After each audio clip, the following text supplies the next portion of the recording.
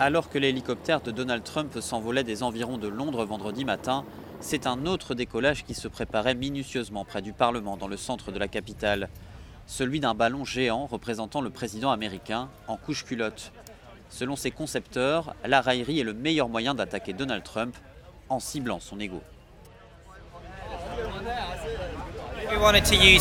On voulait utiliser l'humour pour faire rire les gens et pour donner un nouvel élan aux Américains qui se mobilisent contre la politique de Trump.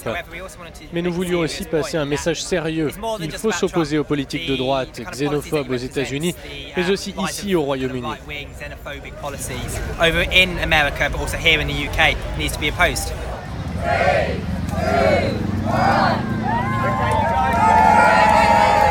Des centaines de personnes étaient venues voir le ballon décoller. L'avion militaire présidentiel a un moment survolé la foule. Le maire de Londres, Sadiq Khan, avait autorisé le vol du ballon.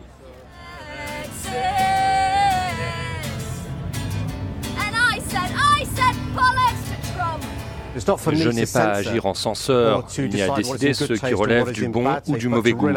Il y a beaucoup de choses qui nous sont chères à Londres, comme la liberté d'expression. Il y a énormément de familles et des gens de toutes origines dans cette manifestation. Nous passons juste à côté de Downing Street.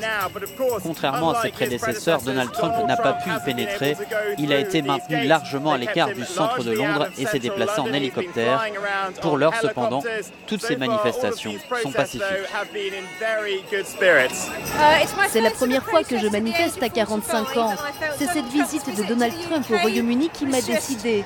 C'est un homme abject et tout ce qu'il défend, ce pays y est opposé. J'ai donc pensé que c'était le moment de prendre position. Trump est une abomination et le fait que nous l'accueillons est choquant et honteux. C'est une manifestation importante. Nous sommes à un moment critique pour les États-Unis. Les Américains commencent à en avoir assez et nous ressentons beaucoup de lassitude. Donc cela m'encourage que nos amis britanniques aient envie de passer à la vitesse supérieure et de nous aider à retrouver de l'énergie pour faire reculer ces politiques et résister.